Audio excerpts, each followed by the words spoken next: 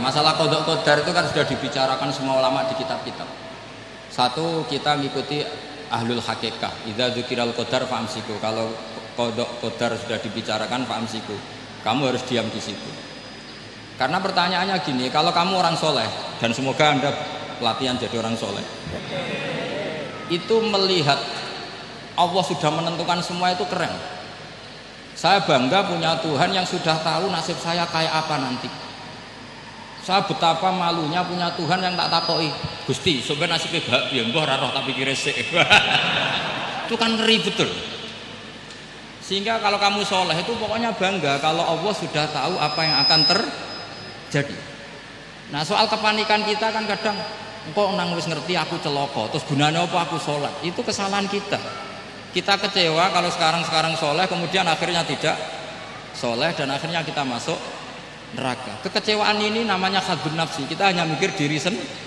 Sebetulnya kalau kita abdan lillah, benar-benar hamba Allah, tetap bangga karena punya Tuhan yang tahu apa yang akan terjadi. Makanya yang dibutuhkan kesalian untuk ngakoni qada qadar, dibutuhkan kesalian. Kalau enggak kriminal betul. Maka Sayyid Hasan bin Ali, saya hafalkan makalahnya itu.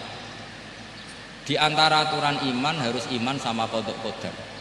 Untuk menunjukkan innahu la yuqsa qurhan wa la yuhlabu qurhan, kata beliau.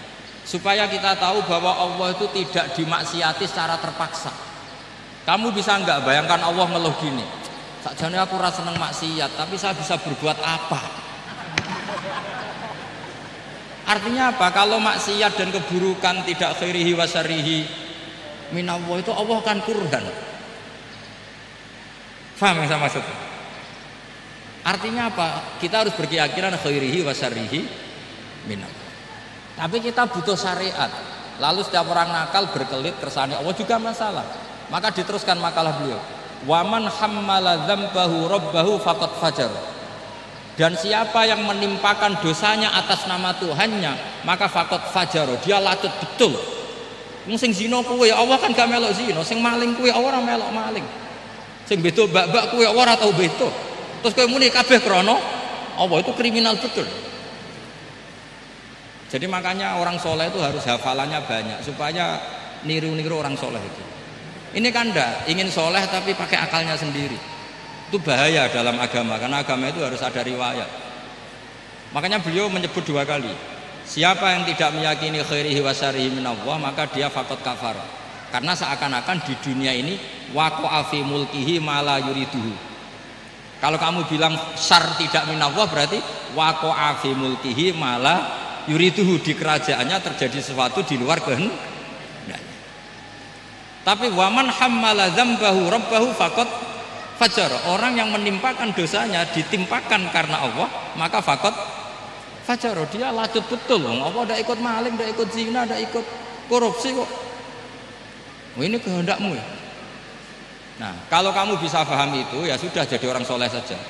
Kalau ndak ya pilih wa amsiku tadi apa? Sudah, ndak usah dibahas. Jadi saya mohon semua yang dengar ngaji saya ini, yang enggak tobat supaya tobat, yang sudah tobat ditambahi ilmu, karena biasanya tobat itu ya karena enggak ngerti apa-apa, semua mikir. Itu makalnya Sayyid Hasan bin Ali, cucunya Rasulullah SAW, dan itu diamini oleh semua ulama. Saya pernah ditanya seorang rektor, enggak terima dosen, enggak terima mahasiswa, rektor tanya, Gus, yang benar itu Jabariyah apa Qadariyah? Jawaban saya lucu, sementing soleh dulu, kalau setelah soleh kamu enggak apa-apa Jabariyah atau Qadariyah. Karena setelah kita soleh, perasaan kita gini, qaddaronillah ala sholat, saya bisa berbuat apa di depan kehendak Allah. Sehingga perasaannya orang soleh ketika mengatakan al-abdu majbur adalah mengatakan la haula wala quwata, asal soleh loh ya, asal soleh. Tapi kalau orang itu tidak soleh, dijawab apa saja ya berengkel loh. Umpamanya natine ra tau tenang sama Allah. Qadariyah juga sama, ini penting. Misalnya ada orang soleh Qadariyah, mesti cara berpikir, oh pangeranku adil ya, sing sholat diganjar swarga, sing zina diganjar neraka, sing ora nyolong diganjar swarga, sing nyolong diganjar neraka, kan adil. Mosok sing nyolong dilebokno swarga, sing sholat dilebokno neraka, kan jadi lucu. Artinya ketika dia Qadariyah juga ingin membaca hikmahnya Allah bikin aturan. Asal soleh, sama lagi asal. Jadi orang itu setelah soleh itu bisa improvisasi sendiri. Makanya ini pentingnya ayat innalladzina amanu wa amilus solihat yahdihim rabbuhum biimanihim. Orang setelah iman nanti akan ditunjukkan oleh imannya untuk mengelola was-wasnya setan. Misalnya saya itu termasuk kiai yang terkenal kalau diundang susah. Karena saya fanatik fikih, saya punya ibu, saya punya pondok, itu artinya punya kewajiban. Yang bisa mengalahkan kewajiban adalah kewajiban sing akbar yang lebih besar. Nah ini mau diundang mahasiswa ini kan jelas tidak akbar. Nanti maksudnya tarkul wajib di ajli sunnah, wah kriminal saya. Meleburi bapak meninggalkan wajib demi sunnah. Ya jelas ya, jadi kita harus terlatih dengan bahasanya orang-orang soleh. Kalau tidak masalah besar, masalah qada zaman sahabat itu sudah terjadi perdebatan. Terus ada yang cerita, ada riwayat idza dzukira ashabi fa'amsiku wa idza dzukiral qadar fa'amsiku. Kedua masalah ijtihad fikih itu enggak apa-apa, memang dari awal furu'iyah kan. Dari awal furu'iyah. Kalau nuruti ijtihad gini, kalau ada mahasiswa tanya sebaiknya dijawab apa enggak? Mungkin sebagian narasumber sebaiknya dijawab biar marem. Terus sebagian narasumber sebaiknya enggak usah dijawab. Wong mahasiswa ben pinter kok apa-apa takok, gak mandiri. Itu namanya ijtihad. Jadi kalau furu'iyah itu mungkin sekali.